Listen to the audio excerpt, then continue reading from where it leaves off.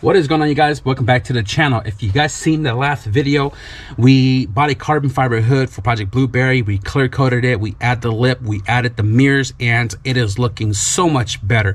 If you guys seen the alignment video, I drove the car about 20 miles overall, and the exhaust system is really loud and raspy. The B16 transmission doesn't help either with a short gear and high RPMs. The canister on the car is a DC Sport provided by the homie Christian, rest in peace, and I used it because that was the only thing that I had. Now, a couple of days ago, I went to the backyard, realized there's an exhaust system back there that came off of Isai's car. It's a straight pipe 2.5 with that Borla muffler. Now, I looked on YouTube and I typed in like Borla Civic, Borla Honda, and a lot of those guys are using it on the newer Civics, and they actually sound pretty good, but it's going to vary on the sound because of how many resonators, how big of a resonator, if you're running a cat. So we're not going to know how it's going to sound until we put it on. I just hope that it at least sounds better than the DC Sport canister that's on the car currently, because I truly think that the canister baffle is like broken, so it's not really doing its job, and it's kind of too attractive for me for the street because it has a half cut bumper. So I'm gonna go ahead and move the car into the driveway and see what all we're working with, and let's get down to work.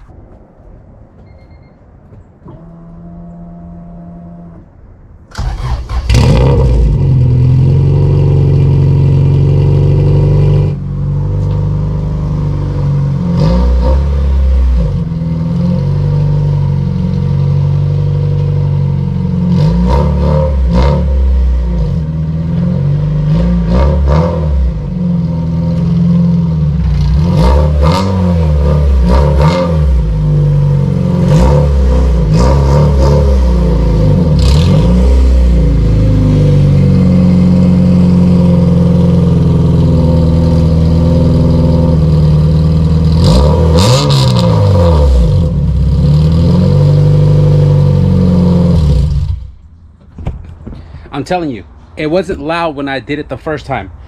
It was loud as F when I drove it on the freeway. So we're gonna cut that off. Shout out to Brian from BRFITTINGS. He came by a little earlier to drop off my clutch line for the sedan and a spare one because I like to have extras. This right here is the fuel tuck kit for the CRX. Originally, I wasn't going to do it anymore because I'm gonna keep it pump gas, but I think it cleans up the engine bay really nicely.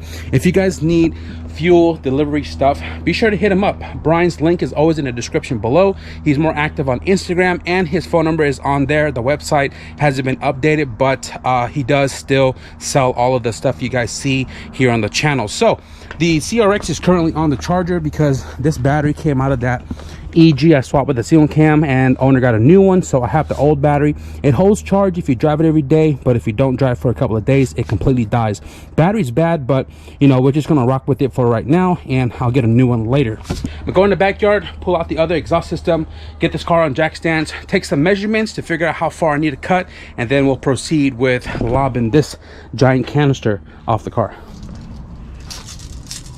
So this is about end to end is 16 and a half, 17 inches. This canister from end to end, oh, okay, so we're looking at about 18 and a half. I do want to do a turn down, so we'll figure that out when we get to it, but for right now, looks like the Borla exhaust is going to fit here perfectly. So I'm gonna go ahead and get my grinder or my sawzall, and we're gonna lob this off right there.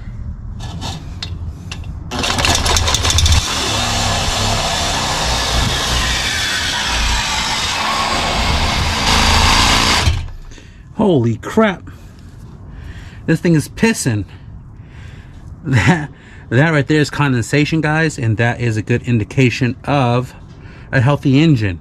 Now it is black because this canister has a lot of oil in it, but wow.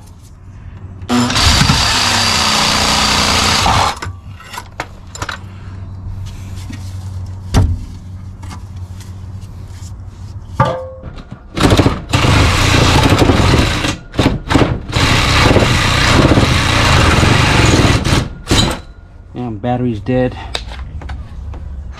So I have the box muffler cut up and cleaned but I did notice that this is a center in and a offset it out, or vice versa.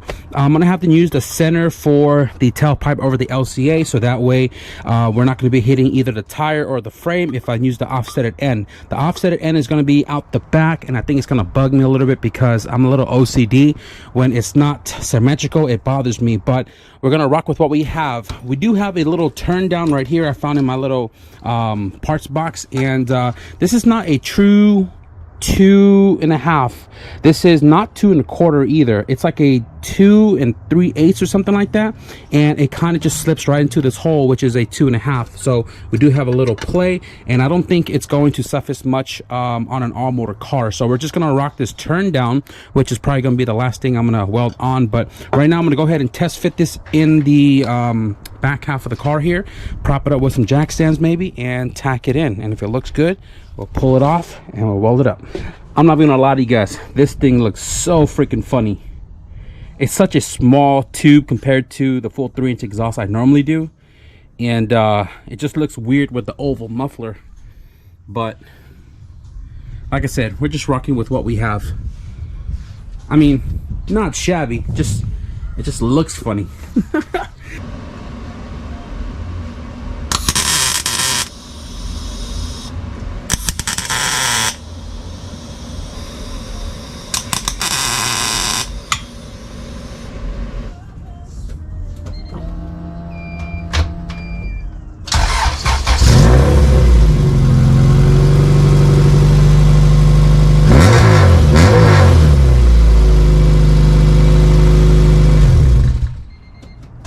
Okay, so the raspiness is still there, but the deep, loud tone is gone.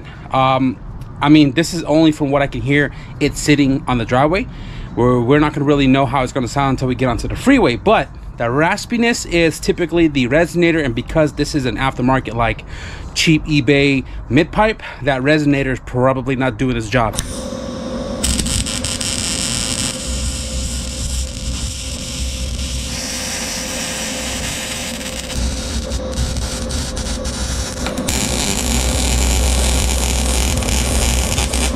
We have the back half of the muffler all welded up.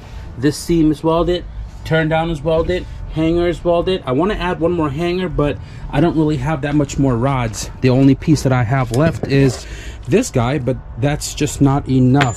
So I'm hoping that it doesn't shake too much, and hopefully we can add a hanger later. Right now I'm gonna go ahead and bolt this thing back up, and probably permanently. I'll just put all the bolts and everything back on, and then drop the car, because there's nothing more I can do with the exhaust system, because I need a resonator. And I don't know if I want to run a parts store resonator. I can always go to Classic Mufflers Andy and grab a resonator from him, but for right now we're just gonna rock with this.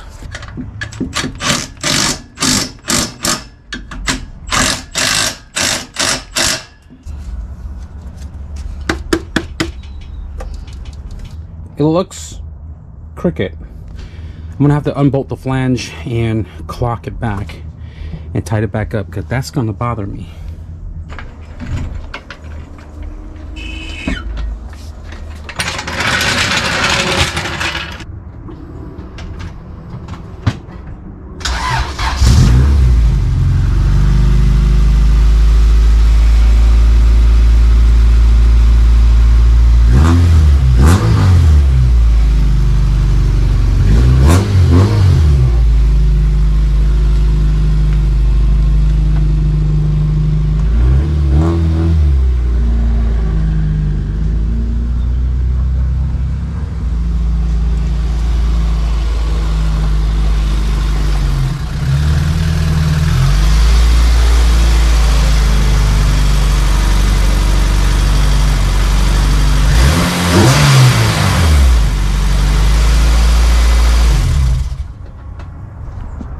You know, I think the raspiness was because the muffler wasn't entirely welded on. And now that it is fully welded on, the raspiness is not there. I hope you guys can hear it in the camera when I just pulled it off and back on here to the driveway. It actually sounds pretty good on the inside, so may not need a resonator. So one more thing I want to do is install the fuel rail provided by Hunter Tune, as well as the fuel tuck kit provided by B&R Fittings. So right here on my table, if you guys remember, Hunter Tune sent over 2 fuel rails. This one's for B series for the LSVTEC, and the other one is in Project Blueberry with the K. Hunter also provided 1000cc injectors for this build, but we're not going to be installing this just yet because we are still about a week and a half away from the dyno, and I don't want to mess with ECU or dead times right now. Project Blueberry has Hunter Tune 1500cc's, and that is still running great. Hunter's fuel rail does come with all the hardware needed for either going -6 or the factory banjo style right here. So we're going to be plugging off the fuel rail here in a second. Shout out to B&R Fittings once more for delivering all of these. I did get more fittings than I needed because I like to keep inventory and have options. So all of this right here, including the PTFE line right here, is going to be our fuel filter tuck kit. And right here we have the Fuel-It filter as well. And right now I'm going to go ahead and just pop the fuel rail out of the car and then transfer everything over to this one here.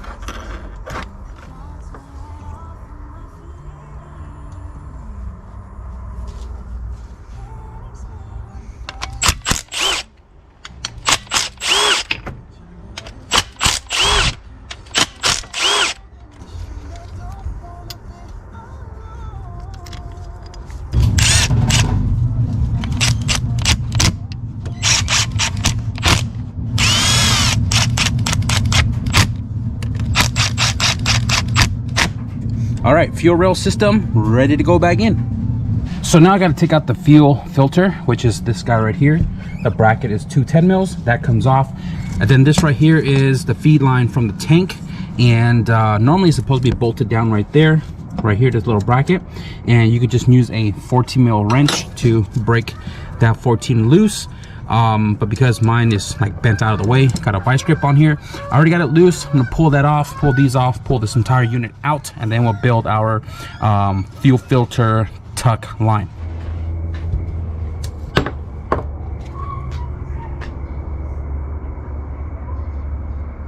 To convert this hard line to a -6, first you got to figure out how you're going to route your system, right? There are a bunch of different ways you can do this. In my case, I'm going to be using a tube adapter, and this is going to convert it over to a male -6. And this pretty much just goes on. You can use 2 wrench, you tight it down.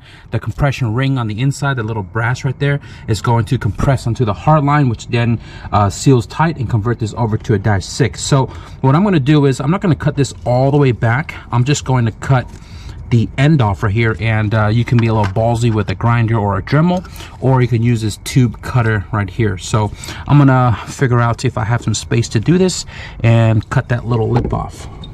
Simple enough, tube cutter. You just kind of spin it around a few times, tight it up.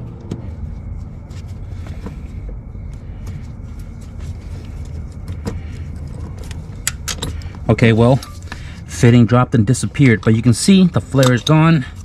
Now this fitting can come right off, just like that. You do want to deburr this right here. I'm just going to use my razor blade.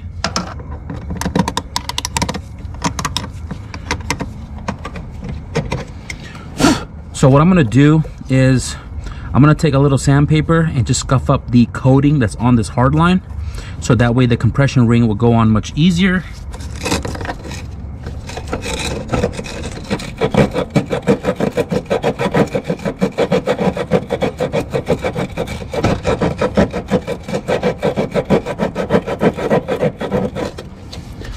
Throw some brake cleaner.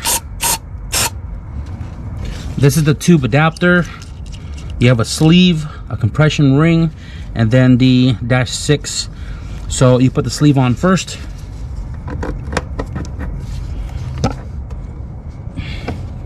Compression ring goes on.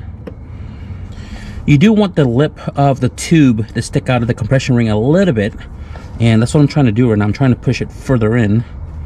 Okay, I don't know if you guys can see it, but the tube is sticking out of the sleeve a little bit. Now I'm going to put the -6 fitting on and then pull the sleeve forward to thread into it so we can compress that brass.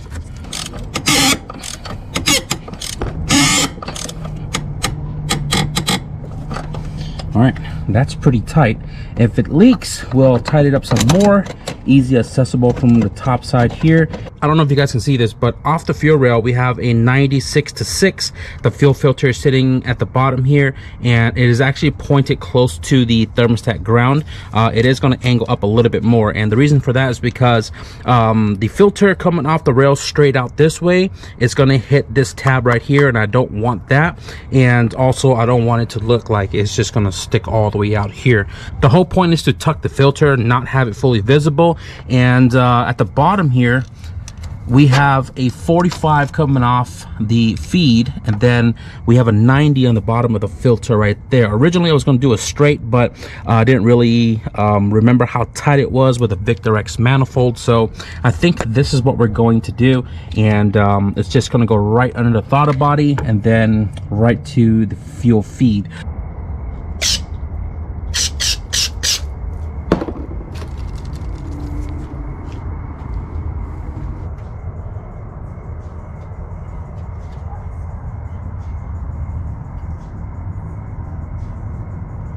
I do have the key in the on position, and I'm going to check for leaks. Nada. I mean, I can see it, but you guys probably can't.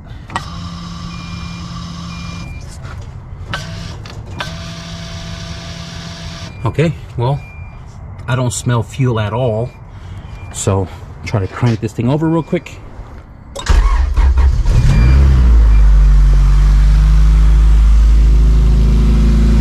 Oh, it sounds so much better on the outside for sure.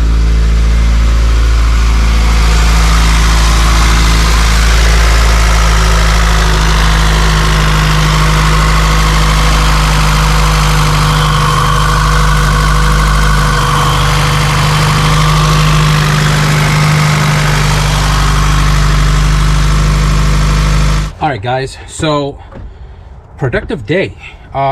We got the giant DC Sport canister taken off and a Borla in place of that. The Borla exhaust system sounds really good. I just revved it out a few times right now, and I like it. I like the way it is. It's definitely not raspy like the old canister, definitely not as loud, but I don't want to speak too soon because I haven't really driven it on the freeway yet. But I'm liking the way it is, and I might just paint the muffler black just so it's not like a sore eye. It's not as chrome and shiny like the DC Sport, but it is stainless steel, so it's still silver. You can still see it from a mile away, especially with the half cut bumper, but we'll take care of that another time. Not really a priority right now. We did the Hunter Tune fuel rail. Shout out Hunter once again, link in the description below. And we did the Fuel-It fuel tuck system that Brian provided us earlier today. We have all of these extra fittings, which is going to go into my tote for later projects, and I'm actually going to be needing a lot more fuel lines and fittings later once we start working on the other car. So I think I'm going to wrap it up for tonight. Well, it's not really that late. It's like 4:30 right now. Super dark outside, bro. Look at that. That's crazy. But anyways, we're gonna wrap it up for tonight. I have the ham meet to attend tomorrow. I'm gonna take Project Blueberry out there, take a little stroll, probably get a chance to win the Honda Motor Campo scooter because they're raffling one off tomorrow. And I think Herb and Issa is gonna be mobbing, as well as a new friend that I made the other day when I went to go pick up the tires. I hope you guys enjoyed the progress update on the Project CRX. We're only a week and a half out before we go tune the car, and I'm hoping that this thing does well. So we're gonna wrap it up here. I hope you guys enjoyed. Be sure to leave a thumbs up if you did, and if you guys want to stick around for the ham meet tomorrow, next video for you guys, be sure to hit the subscribe button. But with that being said, thank you guys for watching, and I'll see you guys in the next video. Peace.